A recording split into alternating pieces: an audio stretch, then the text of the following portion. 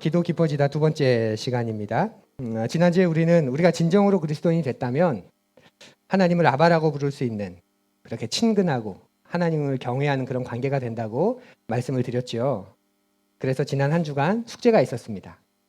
하나님을 아바, 또 아버지, 혹은 여러분이 가능하시다면 아빠 이렇게 친근하게 계속 불러보는 것. 이거 해주세요, 저거 해주세요 하는 기도 한 주간은 전혀 하지 말고 일단 끊고 그냥 아버지, 아버지 이렇게 불러보는 것 숙제였는데 해보셨나요? 네, 손을 들라고 하고 싶은데 부끄러우니까 이렇게 들어보시겠어요? 난 해봤다. 예, 수주버섯 안 드신 분까지 감안하면 다 하신 것 같습니다. 이것 해달라 저것 해달라 하는 기도 잠깐 멈추고 하나님, 아버지, 아바 하는 기도 우리 해보자고 했습니다. 그냥 그 아버지 앞에 나가서 아버지 제가 이렇습니다. 아버지 제 마음이 요즘 이렇습니다. 아버지 제가 자꾸 이러네요 하는 기도 해보자고 했죠. 그런데 하나님이 나와 함께 하신다는 사실 우리가 잘 알면서도 그게 꽤 쉬울 것 같은데 또 잘 안 됩니다. 왜 잘 되지 않을까요? 왜냐하면 그렇게 조용한 가운데 고요함 속에서 하나님께 아버지 부르는 게 현대를 살아가는 우리에게, 현대인들에게, 현대사회에는 그렇게 익숙한 일이 아니기 때문에 그렇죠.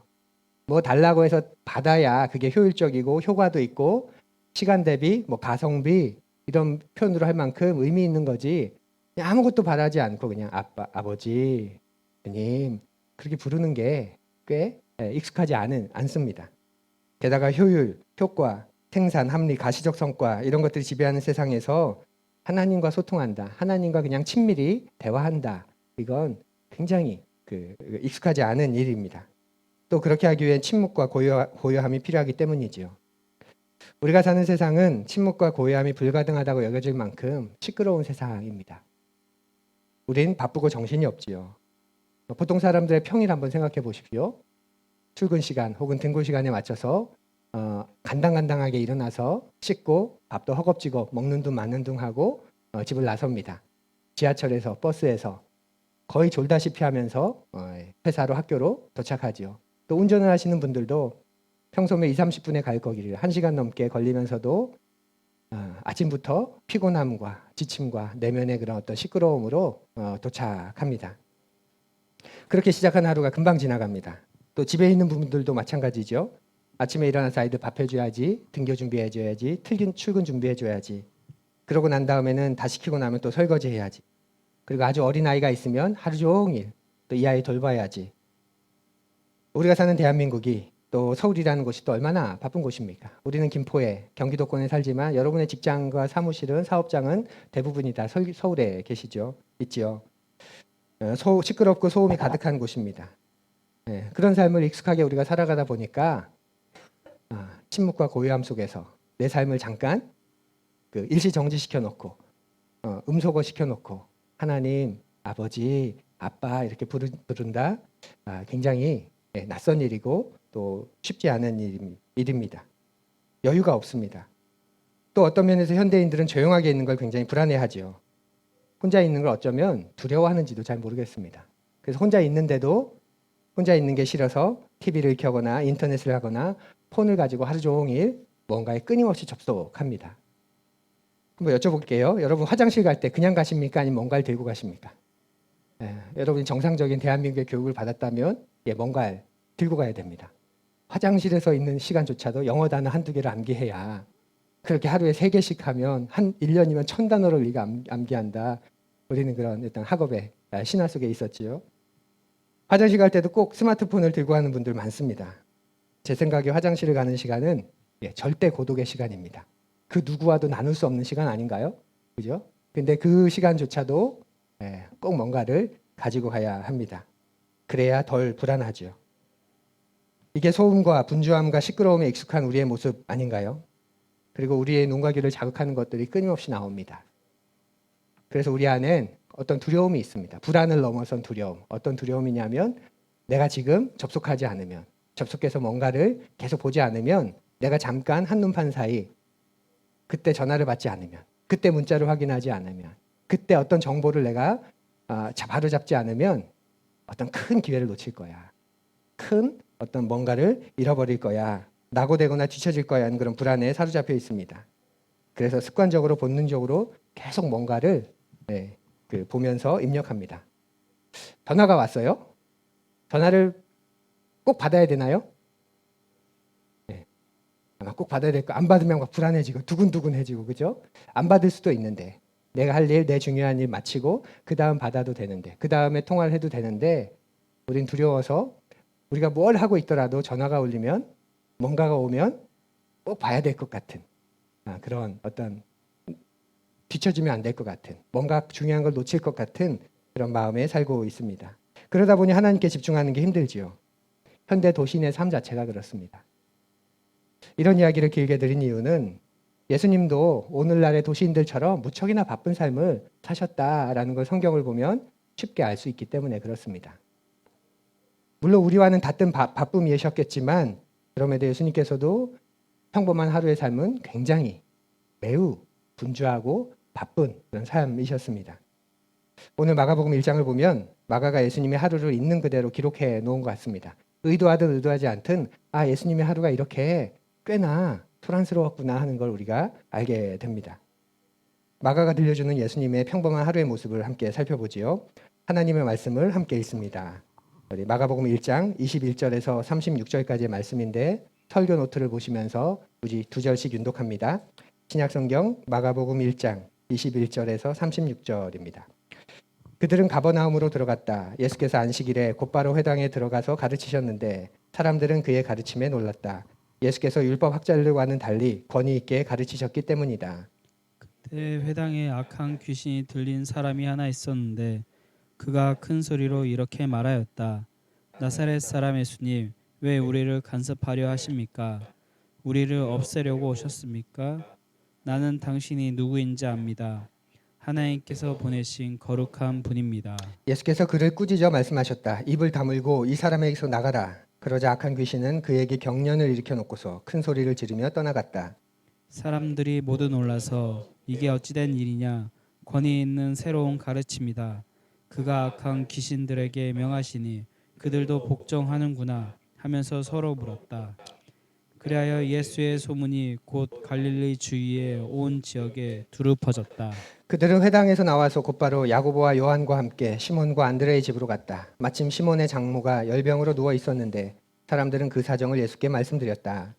예수께서 그 여자에게 다가가셔서 그 손을 잡아 일으키시니 열병이 떠나고 그 여자는 그들의 시중을 들었다. 해가 져서 날이 저물 때에 사람들이 모든 병자와 귀신 들린 사람을 예수께로 데리고 왔다. 그리고 온 동네 사람이 문 앞에 모여들었다. 그는 온갖 병에 걸린 사람들을 고쳐주시고 많은 귀신을 내쫓으셨다. 예수께서는 귀신들이 말하는 것을 허락하지 않으셨다. 그들이 예수가 누구인지를 알았기 때문이다. 아주 이른 새벽에 예수께서 일어나서 외딴 곳으로 나가셔서 거기에서 기도하고 계셨다. 그때 시몬과 그의 일행이 예수를 찾아 나셨다. 아멘. 예수님의 그 하루를 한번 살펴볼까요? 21절을 보면 이날이 안식일이었다고 말합니다. 그래서 그 안식일에 예수님께서는 지금 회당으로 가셔서 가르치고 계셨습니다. 옛날에는 우리처럼 시간 사용이 굉장히 정교하지 않았죠. 분과 초 단위로 정교하지 않았습니다. 시계도 없었을 뿐더러 그렇게 할 필요가 없었기 때문에 그렇습니다. 그냥 계절 정도에 맞춰서 살면, 낮과 밤 정도에 맞춰서 살면 충분한 그런 사회였지요. 그래서 성경에서 예수님께서 가르치셨다 이런 말이 나오면, 바울이 가르쳤다 이런 말이 나오면 그 서너 시간을 훌쩍 넘는 그런 시간을, 거의 하루 가까운 반나절 이상 되는 시간을 함께하면서 가르쳤다, 그렇게 생각하시면 정확할 겁니다. 그렇게 충분히 안식일 오전에 회당에서 가르치시고 난 다음에 이제 귀신 쫓는 일을, 쫓아내시는 일을 하시죠. 그렇게 안식일 오전을 예수님이 다 쓰십니다. 그리고 오후를 맞이하시고 29절을 보면 오후에는 시몬과 안드레의 집으로 가십니다. 마침 가보니 시몬의 장모가 열병에 걸려 있어서 그 장모를 고쳐주지요. 그런데 그 소문이 나서 그 동네, 온 동네 사람들이라고 표현할 만큼 많은 사람들이, 온 동네가 시몬의 장모의 집 앞으로 몰려듭니다. 그리고 예수님은 그들을 고쳐주시는 치유 사역을 하십니다. 당시의 저녁은 오늘날처럼 7시, 8시 정도가 아니라는 걸 좀 상식적으로 생각해 보십시오. 고대 사회에서는 해가 지기 시작하는 순간이 저녁입니다. 해가 지면 밤이 되는 거죠. 저녁이라면 한 3시, 4시 정도라고 보시면 맞습니다. 고대 사회는 전기가 없었기 때문에 해가 떨어지면 밤이 되는 거고 통행 금지 사회입니다.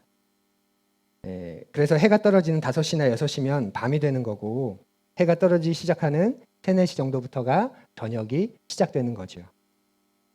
그러니 저녁부터 사람들이 모였고 밤늦도록 사람을 고쳤다면 3, 4시부터 9시, 10시, 6시간, 7시간 가까이를 고치시는 그런 사역을 하셨습니다. 그리고 35절은 그 다음날 아침이 찾아왔음을 말합니다. 우리 35절 함께 앞을 보며 읽어보지요. 시작. 아주 이른 새벽에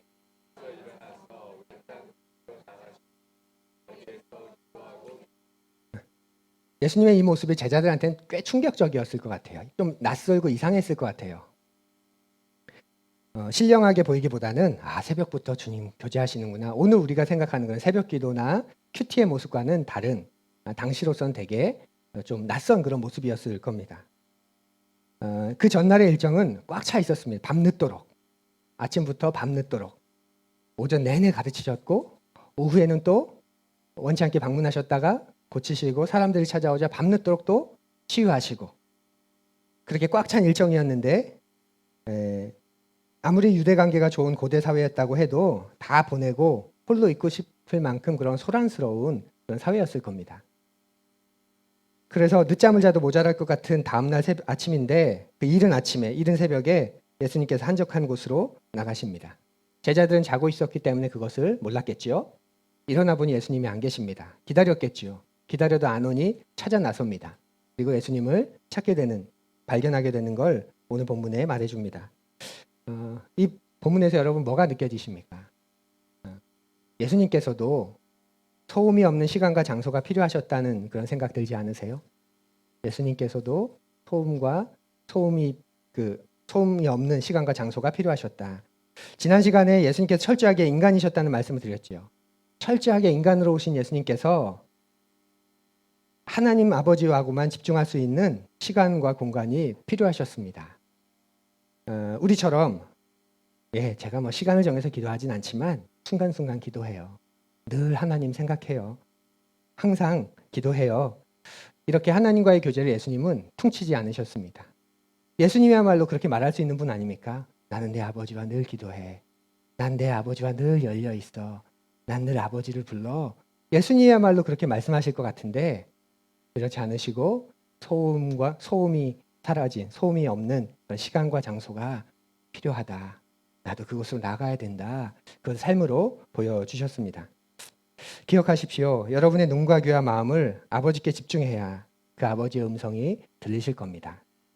아버지의 마음이 느껴지실 겁니다. 여러분의 눈과 귀와 마음을 집중해야 아버지의 생각을 알게 되실 겁니다.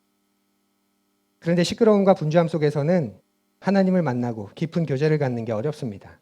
그래서 예수님께서도 한적한 곳으로 그 지친 몸을 이끄시고 새벽에 나가셔서 아버지를 만난 거지요. 이것의 중요한 의미가 뭘까요? 예수님이 이렇게 행동하신 것의 중요한 의미. 예수님께서는 바쁘게 일하시고 가르치고 사역하는 중에서도 그것에서 자신의 존재의 의미를 찾지 않으셨다는 겁니다. 이해되세요? 예수님께서는 이 땅에 하나님을 보여주고 그것을 가르쳐주고 사역하기 위해 오셨습니다. 그런데 자신의 존재의 의미를 그것에서 찾지 않으셨다는 거죠. 그럼 어디서 찾으셨나요? 하나님과의 관계에서 찾으신 겁니다. 우리 주님께서는 자신의 존재를 규명하실 때 그분께서 하시는 그 일들에서 자신의 존재를 찾지 않으셨다는 말입니다. 예수님에게 자신이 누구인지를 규명하는 것은 자기가 가지고 계신 신적인 능력, 탁월한 사역, 놀라운 기적과 이적이 아니었다는 말이지요. 하나님과의 관계입니다. 예수님께서 이 땅에 오셨을 때 얼마나 바쁘셨을까요? 더군다나 예수님은 자신의 인생의 길이를 알고 오셨겠지요. 언제 아버지께 가실지, 언제 그 제자들을 남겨두고 갈지, 그리고 제자들이 어떻게 실패하고 망가질지, 그리고 누가 실족하고 넘어질지, 어쩌면 자신에게 허락된 시간을 분초 단위로 양육하고 사역해도 모자랐을 그런 시간이셨을 겁니다. 그런데도 그런 일 속에서 자신을 찾지 않으셨습니다. 하나님과의 관계에서 찾으셨습니다. 그렇게 아무리 바쁘고 급박한 상황과 환경이 있다고 해도 홀로 외딴 곳에 머무셔서 하나님과 깊은 관계를 가지신 거죠. 특별한 시간에는 더 집중해서 가지셨겠죠. 이것이 오늘 본문에서 우리에게 말씀하시는 가장 중요한 객관적인 진리 가운데 하나입니다. 또 예수님의 기도하는 모습은 제자들에게는 굉장히 낯설고 특이했습니다.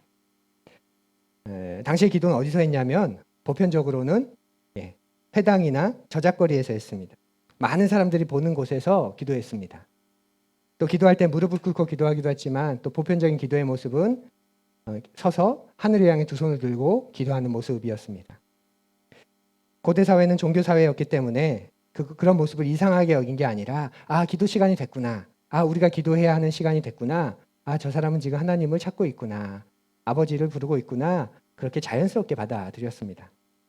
오늘날에도 종교와 또 정치와 사회가 하나를 이루는 이슬람권에서 우리가 비슷하게 볼 수 있습니다. 혹시 이슬람권 국가 가보셨나요? 안 가보셔야 성지순례 우리가 또 가죠. 가보시면 이슬람권에는 이제 기도하는 시간이 있죠. 기도하는 시간이 되면 그들이 어떻게 기도하나요? 혼자 기도하는 경우는 거의 없습니다. 기도하는 시간이 되면 자기가 어디에 있든지 그 자리에서 메카 방향을 향해서 함께 모여서 기도합니다. 공중의 자리에서 기도하는 거죠. 당시 유대인들도 마찬가지입니다. 유대인들 역시 종교, 정치, 사회 모든 것이 하나가 된 그런 민족이고 또 나라지요. 그래서 사람들이 다 보는 데서 그들은 기도했습니다. 기도를 통해서 외적으로는 자신들이 하나님이 택한 백성이라는 것을 드러냈고 내적으로는 자기가 얼마나 경건하고 신실한 사람인지를 신앙심이 깊은 사람인지를 드러내곤 했습니다. 나중에는 그게 너무 심해져서 예수님이 외식하는 자라고 너 골방에 들어가서 좀 기도해 하신 만큼 외식하는 자라고 할 만큼 심각하게 그렇게 사용되기도 했지만 사람들이 보는 앞에서 저작거리에서 공공의 장소에서 기도하는 것은 매우 자연스럽고 또 바른 것이었습니다. 그런데 제자들이 보기에 예수님 기도는 꽤 이상합니다. 저작거리에서 기도하지 않으시고 늘 혼자 어디론가 가서 기도하시는 거죠. 그 장소도 사람들이 아는 장소가 아니라 찾아가서 발견해야 되는 그런 장소입니다. 당시 유대 전통에서는 흔한 일이 아니었죠. 이렇게 기도의 장소도 이상했지만 기도의 내용도 흔한 내용이 아니었습니다. 제자들이 보기에. 당시 유대인들은 하나님을 향해 기도할 때 창조주이신 하나님, 왕이신 하나님, 심판자이신 하나님, 그분께 기도했습니다. 그리고 기도문을 읽거나 전승에서 내려오는 그런 기도의 문장들을 암기하고 암송하면서 그분께 기도합니다. 그런데 예수님의 기도는 창조주, 심판주, 그렇게 하나님을 부르지 않고 아버지, 아바, 그 굉장히 친근한 가족적인 언어로 부르시는 모습에 제자들이 좀 놀랐을 겁니다.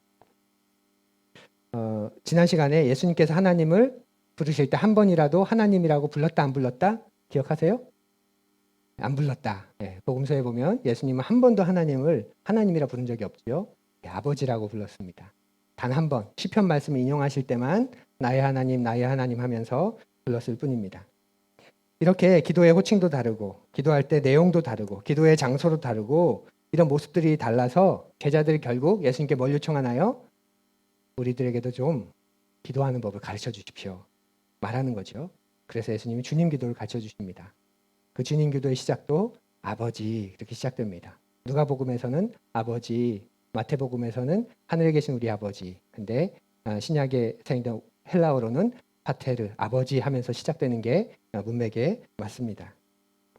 제자들은 하나님을 아들과 아버지의 관계로 매우 친밀하게 찾고 만나는 예수님을 보았습니다. 그리고 자신들도 그런 관계를 맺어야 함을 알았을 겁니다.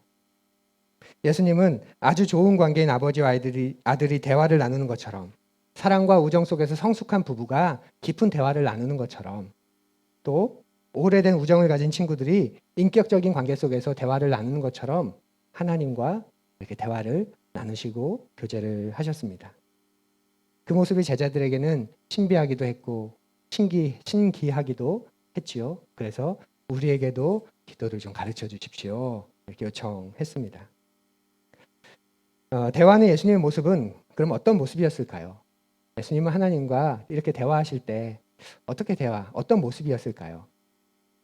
아주 관계가 좋은 아버지와 아들과의 대화 장면을 한번 떠올려 보십시오.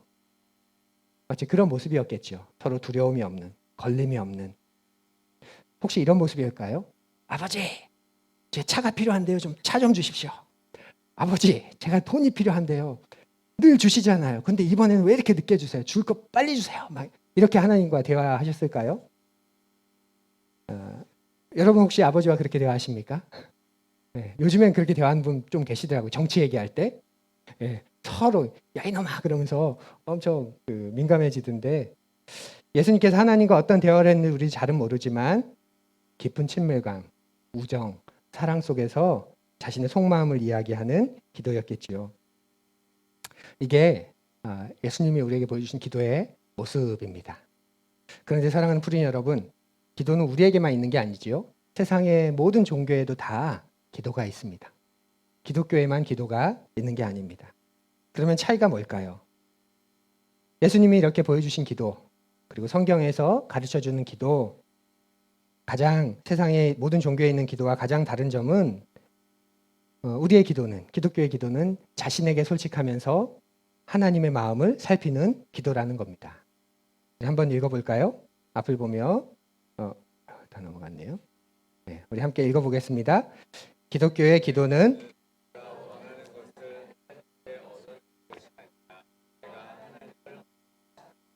예, 성경이 가르쳐준 기도의 모습입니다. 기도의 뜻입니다.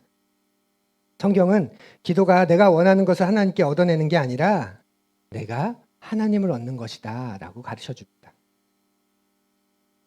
많은 신앙의 선배들과 영성가들도 하나님과의 친밀한 관계 속에서 이런 간증, 이런 고백을 했습니다. 내가 기도 속에서 아버지를 만났다. 아버지의 마음을 얻었다. 아버지와 내가 하나가 되었다라고 말이죠. 인도의 길을 걷고 있는 예수라는 책을 쓴 스탠리 존스라는 선교사님 계신데 근대 선교에 굉장히 중요한 인물입니다. 이분이 이런 말을 했습니다. 우리 함께 읽어볼까요? 기도에서 제일 먼저 해야 할 것은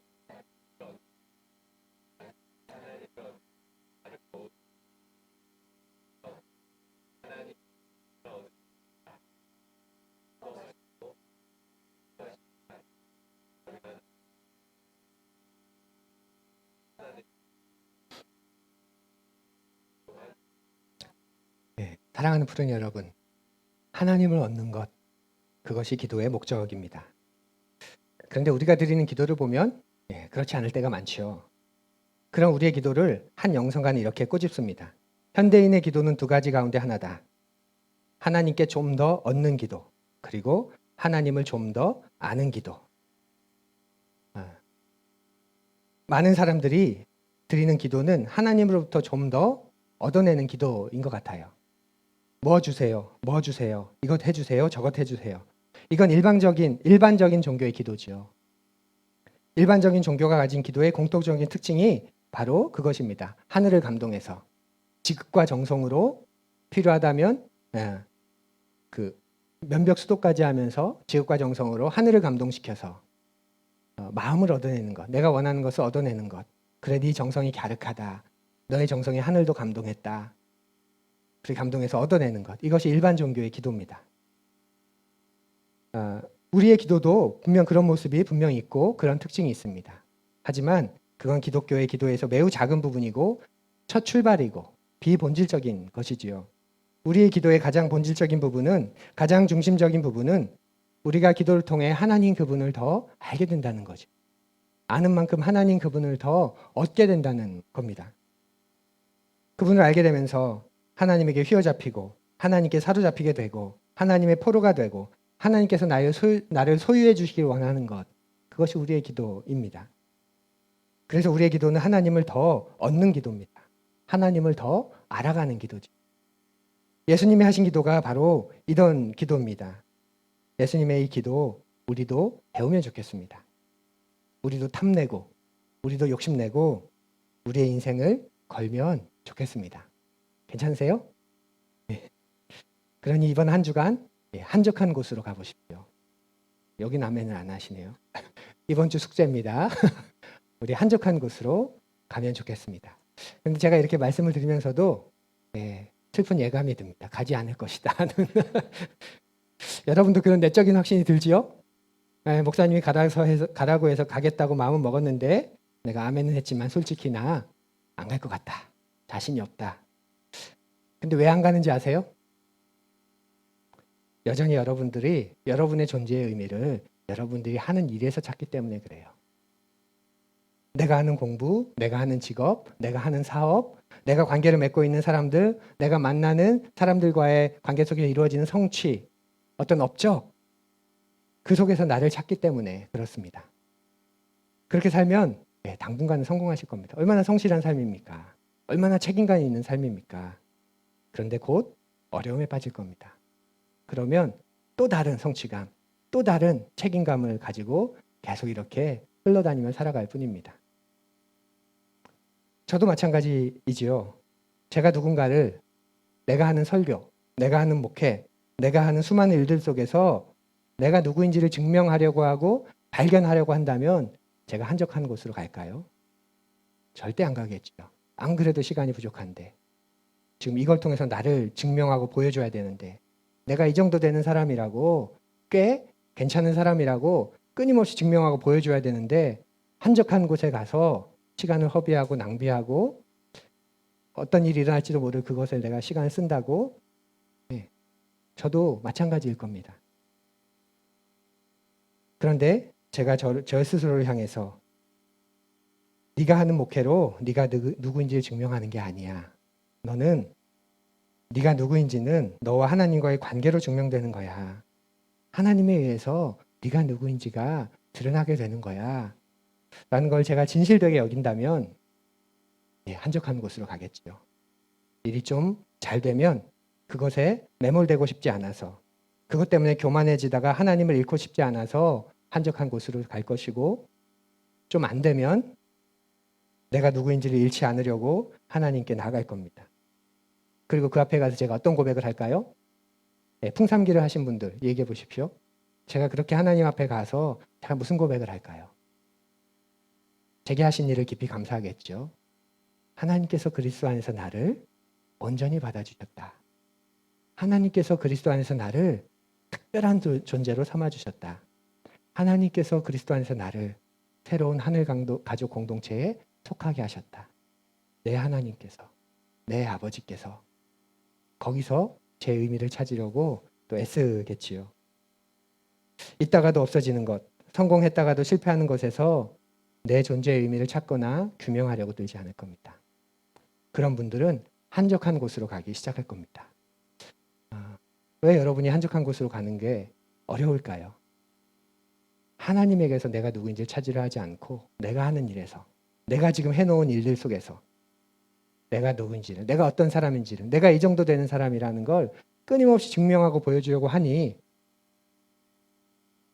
하나님과 함께하는 시간이 소중하게 느껴질까요? 우리가 하나님께 나아가서 한적한 곳에서 그분에게 우리의 마음을 드리게 되면 그제서 하나님은 우리에게 역사하기 시작하십니다. 가장 먼저 우리 내면에 일어나고 있는 일들을 보여주십니다. 고요히 하나님 앞에 있으면 내 속에 무엇이 어떤 일이 일어나고 있는지를 알게 됩니다. 어떤 분은 혼자 조용히 있으면 갑자기 걱정에 사로잡힌다는 분이 계셔요. 평소에는 몰랐는데 평소에 이런저런 일들이 덮어버렸는데 이제 조용한 곳에 가니 나를 덮고 있는 게 다 그걸 벗겨내니 내 안에 있던 두려움이 걱정이 염려가 이렇게 올라오는 거지요. 대표적인 것 가운데 하나 경제적인 걱정이겠지요. 경제적인 상황이 지금 좋지 않으니까 경제적인 문제가 있으니까 조용한 상황이 되니 그게 자신에게 크게 다가오는 겁니다. 그래서 솔직한 마음으로 하나님께 기도하게 됩니다. 하나님 제가 참 힘듭니다. 자꾸 잊고 지내다가 이렇게 불쑥불쑥 이 생각이 들면 정말 힘듭니다. 경제적인 문제 때문에 솔직히 많이 걱정이 됩니다. 제가 참 불안합니다. 하나님 제가 이렇습니다. 이렇게 기도하게 되고 그러다 보면 하나님이 주시는 마음이 있을 겁니다. 그런데 내가 왜 이렇게까지 불안해할까? 지금 당장 먹고 살지 못하는 것도 아닌데 왜 이렇게까지 염려하고 불안해할까? 지금 당장 뭐가 결정된 것도 아닌데 내가 다른 사람하고 나를 비교하고 있구나. 내가 다른 사람들 앞에서 초라해 보이지 않기 위해서, 않고 싶어서. 그래서 내가 정해놓은 수준을 계속 가야 되는데 못 가니 그 마음 때문에 내가 사람들이 나를 우습게 볼까 봐, 사람들이 나를 얕잡아 볼까 봐 내가 이렇게 비교하면서 두려워하고 있구나, 비교하고 있구나, 그렇게 깨닫게 해주시죠. 피상적인 원인에서 좀 더 근본적인 원인으로 그 고요함 속에서 우리에게 말씀해 주시는 겁니다. 그러면서 우리가 또다시 고백하게 되죠. 하나님, 이게 문제네요.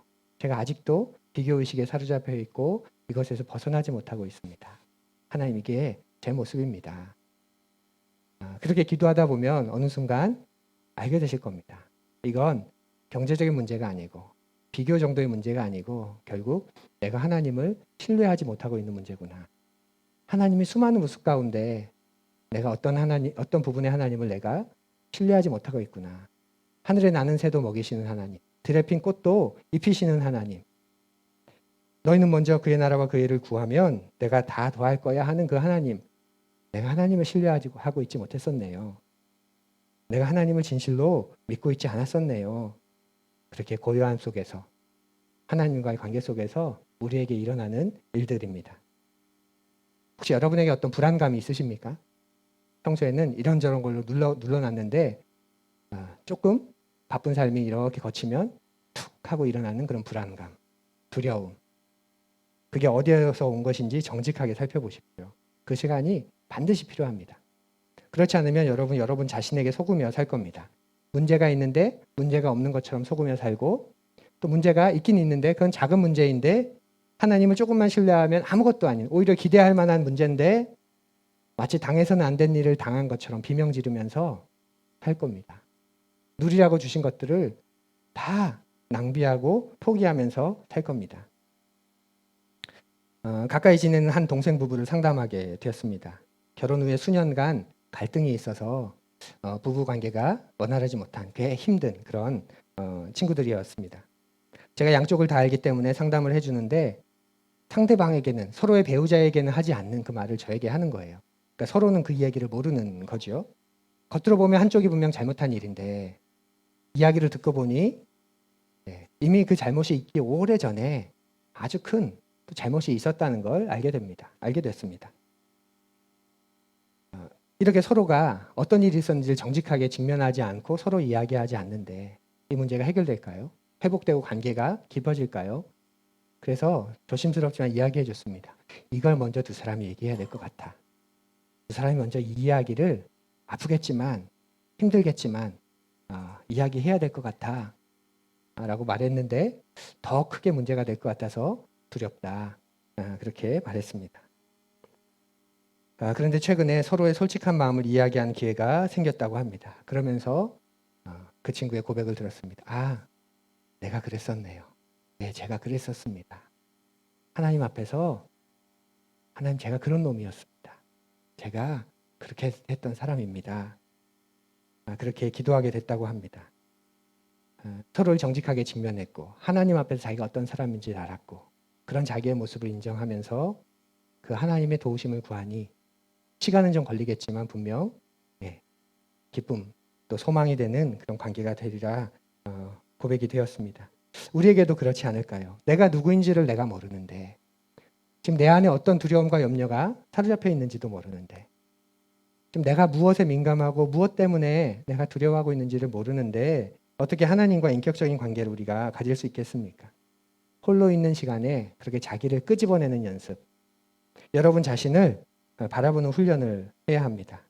자기를 보는 것 그렇게 쉬운 일은 아니지만 그렇다고 하지 못할 만큼 어려운 일은 아닙니다. 우리가 안 해와서 어려울 뿐이고 배우지 않아서 좀 어렵게 느낄 뿐이지 이제부터 이렇게 배웠으니 한번 해보시면 됩니다. 그리고 그런 경험과 간증들을 서로 나누면서 하나님과의 관계가 친밀해지고 하나님 앞에서 온전히 서가는 나의 모습을 서로 이야기 나누면 우리 공동체가 얼마나 단단해지고 얼마나 멋있어질까요? 예배 때 여러분이 거듭의 고백을 드렸다면 우리의 교제와 관계 안에서 그런 거듭의 고백들이 일어난다면 참 좋겠습니다. 그러면서 우리 안에는 의식의 변화가 일어나게 될 겁니다. 내가 어떤 존재인, 하나님과의 나의 관계가 어떤 건지. 여러분이 왜 힘든 삶을 사는 줄 아세요? 많은 사람들이 왜 힘들게 사는 삶을 세상에 살아가며 왜 힘들게 사는 줄 아세요? 세상이 자기를 위해 있어야 된다고 생각하거든요. 세상이 자기를 중심으로 돌아가야 된다고 생각합니다. 그런데 세상이 그렇게 돌아가지 않죠. 그래서 힘든 거예요. 하나님과의 관계를 가지다 보면 세상이 나를 위해 창조된 게 아니라 알게 됩니다. 세상이 하나님을 위해 창조되었고 내가 세상을 위해 창조되었다는 걸 알게 됩니다. 세상이 내 시간표대로 흘러가면 안 된다는 걸 정직하게 고백하게 됩니다. 내가 하나님의 시간표 안에 있다는 게 감사가 되고 내가 하나님 나라에 속한 사람이라는 게 안심이 되죠. 그러면서 내가 세상을 위해 창조된 것이 아니라는 걸 깨닫습니다. 아, 내가 이 세상의 한 부분이구나. 세상은 나를 중심으로 돌아가는 게 아니라 나는 하나님을 중심으로 돌아가는 세상의 수많은 부분 가운데 하나구나 하는 그런 넓은 안목, 그런 창조적인 안목을 얻게 됩니다. 우리가 그렇게 말하는 것하고 실제로 그렇게 깨닫는 것하고는 완전히 다른 거지요.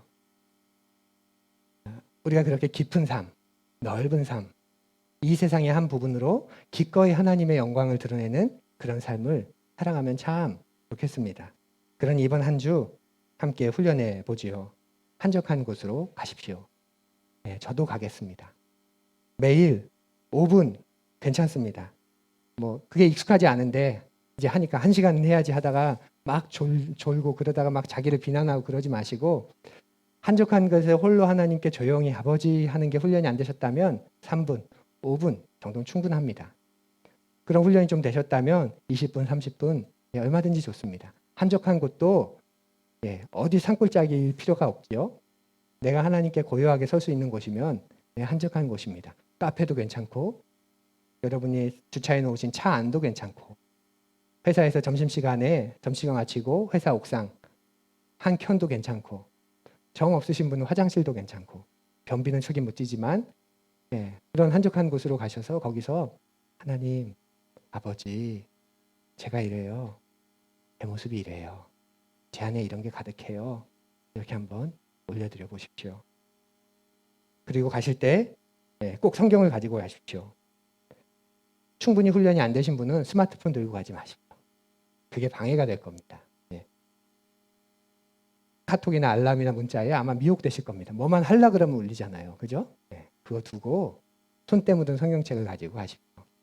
그냥 가면 망상에 빠질 수 있지만 성경을 가지고 와서 자꾸 생각이 조율되지 않으면 성경을 펴시고 그 성경을 읽으면서 말씀 속에 찾아온 하나님을 찾으시면 됩니다. 이것이 예수님의 기도를 본받는, 그래서 우리의 기도가 깊어지는 길입니다. 사랑하는 푸른 여러분, 이번 한 주 동안은 시간이 없다는 핑계는 내려놓으면 좋겠어요. 저만큼 시간 없으실까요? 제가 지금 몇 개를 하고 있는데 시간이 없다는 말은 내가 내 인생을 내가 하는 일을 다 팔아버렸다는 뜻 아닐까요? 시간이 없어서 못한다면 또 안 한다면 그러면 우리의 인생의 가치를 존재의 의미를 어디서 찾을까요? 그리고 정말 시간이 없어져서 못하는 거라면 하지 마십시오. 안 그래도 바쁘고 벅찬 삶인데 별로 중요하지 않은 걸 굳이 할 필요가 있겠습니까? 시간이 없다는 말, 그 마음이 드실 때 내가 내 삶을 내 존재의 의미를 이것에 다 팔아버렸구나 그렇게 생각하시든지 아니면 시간이 없어 그러니 난 이게 중요한 게 아니야 내 삶에 그러니 안 할 거야 라고 정직하게 반응하시든지 시간이 없다는 핑계로 자꾸 자기를 속이지 마시고 합리화하지 마시고 둘 중 가운데 하나다. 이미 나를 이것에 팔아버렸거나 아니면 이것이 나한테 너무나도 중요하지 않은 것이거나 그 속에서 결단을 하면 하나님 앞에 정직하게 우리가 나아갈 수 있을 거리라 생각합니다. 시끄러운 세상 속에서 자신을 잃어버린 채 살아가지 마십시오. 세상의 소음과 문제 속에 여러분을 던진 채 여러분이 자신을 잃어버리고 살아가지 마십시오. 한적한 곳에서 하나님을 만나시고 내가 진정으로 누구인지를 발견하고 그런 나를 하늘의 아버지께서 어떻게 바라보시는지를 참되게 알아가는 그런 여러분 되시기를 당부드립니다. 이번 한 주 여러분은 여러분의 존재를 무엇에 의해 규명되게 하시겠습니까? 여러분이 하고 있는 일인가요? 여러분이 만나는 사람인가요? 사업과 돈과 성취감으로 규명하시겠습니까? 아니면 하나님으로 규명하시겠습니까? 한적한 곳에서 아바 아버지를 부르는 여러분 되시기를 간절히 바랍니다. 우리 함께 조용히 거듭의 기도 드리겠습니다.